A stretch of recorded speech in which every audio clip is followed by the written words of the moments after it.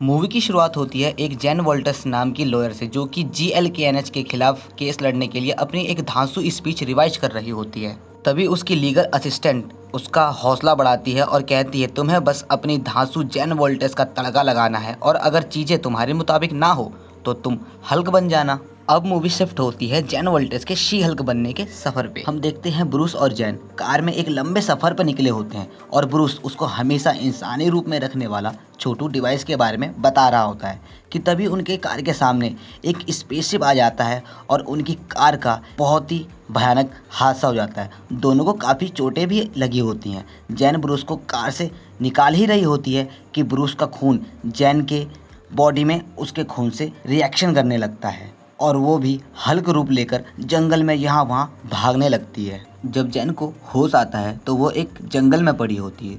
वो वहाँ से निकलकर बाहर आती है और भागते हुए डिस्को के बाथरूम में चली जाती है। थोड़ी ही देर में वहाँ काफ़ी सारी जैन की फ्रेंड्स आ जाती है। उसको ऐसी गंदी हालत में देख वो फटाफट उसका मेकअप और नए कपड़े पहनाने लगती है। जैन अपनी फ्रेंड से फ़ोन मांगकर अपने भाई ब्रूस को कॉल लगाती है और डिस्को से बाहर निकलकर उसका इंतज़ार करने लगती है। तभी उसे 4-5 लफंगे लड़कों का ग्रुप छेड़ने लगता है। जैन का अचानक ही गुस्सा बढ़ने पर वो फिर से हल्क रूप ले लेती है और उन सब पर हमला कर देती है। अगली सुबह जब जैन की आंखें खुलती है तो वो मैक्सिको के बीच हाउस लैब पर होती है, जो कि टोनी स्टार्क ने ब्रूस के लिए बनाया होता है। वहाँ ब्रूस भी अपने हल्क अवतार में मौजूद होता है और जैन के पूछने पे बताता है कि हाँ, हम एक स्पेसशिप से टकराए थे जिसका नाम था सकारन क्लास 8 कोरियर क्राफ्ट। शायद वो अपना कोई मैसेज देना चाहते हैं, पर पहले हमें तुमसे निपटना है। जैन थोड़ा घबरा जाती है पर ब्रूस उसे समझाता है कि हम दोनों के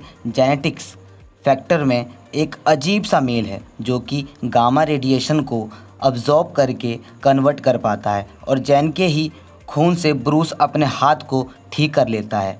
उसके बाद उस खून के सैंपल को नष्ट कर देता है जिससे कि वो किसी गलत हाथों में ना पड़े और कोई नया हल्क उभर के उनके सामने ना आ सके। जैन गुस्से में कहती है मुझे कुछ नहीं पता, तुम मुझे अपना वो छोटू डिवाइस दो जिससे मैं हमेशा जैन वोल्टस ही बनी रहूं। पर ब्रूस उसे मना करके कुछ समय इसी लैब में बिताने की सलाह देता है जिससे कि वो जैन और हल्क दोनों को एक ही शरीर में ला सके। ये सुनते ही जैन की सांसें अटकने लगती है। ब्रूस उसे बाहर खुले में ले जाकर नाश्ता करवाता है और उसे अपने जीने का तरीका बदलने को, लोगों से दूर रहने को और फालतू का स्ट्रेस लेने से मना करता है और उसके सामने ब्रूस से हल्क बनने के दौरान जो भी एक्सपीरियंस किया होता है उसकी मोटी किताब रखता है जिसे उसने अपने 15 साल के एक्सपीरियंस से इंस्पायर होकर लिखा था। ब्रूस जैन को अपने लैब में ले जाकर उस पर एक्सपेरिमेंट करता है कि वो किस सिचुएशन में अपना हल्क रूप ले लेती है, जिससे उसका डाटा एनालाइज करके वह जैन और हल्क दोनों को एक ही शरीर में एक ही वक्त ला सके।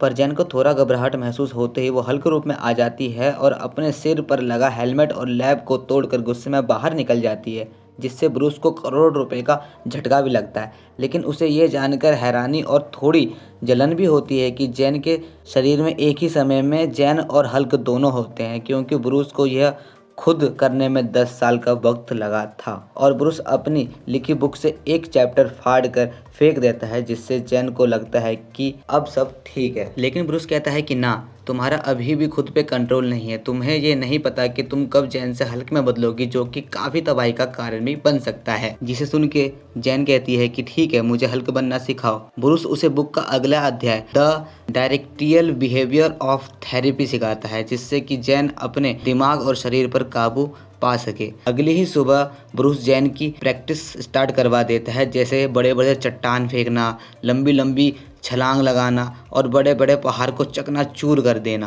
प्रैक्टिस खत्म होते ही दोनों बार में जमकर शराब पीते हैं और पुरानी बातों को याद करते हैं। सुबह नशा टूटने के बाद ब्रूस फिर से जीन की क्लास लेने लगता है, पर जीन फिर से अपनी वही पुरानी लॉयर वाली जिंदगी में वापस जाना चाहती है और ब्रूस को जीन से हल्क फिर से दोबारा हल्क से जिन बनकर दिखा देती है, जिसे देख ब्रूस फिर से शॉक हो जाता है। जीन वहां से उठकर ब्रूस की जीप चलाकर अपने घर एले जाने लगती है, लेकिन ब्रूस के रोकने पर वह उसे जीप से जोरदार टक्कर मार के चट्टान में फेंक देती है और जीप से उतरकर उसे देखती है। फिर तभी हमें उन दोनों के बीच मस्त फाइट देखने को मिलती है और फाइट के दौरान ही दोनों बार में जा गिरते हैं, जिससे पूरा बार तहस नहस हो जाता है। फिर दोनों मिलकर उसे बनाते हैं और ब्रूस उसकी बात मानकर उसे फिर से लॉयर वाली जिंदगी में वापस जाने देता है। सीन फिर से शिफ्ट होता है उसकी वही लॉयर वाली जिंदगी पर। वह कोर्ट में दलील दे रही होती है कि अचानक ही कोर्ट पर एक सुपर पावर गर्ल का हमला होता है, जिसे देख जीन हल्क बन उसकी धुलाई कर देती है और आखिरी में अपनी दलील पेश करती है।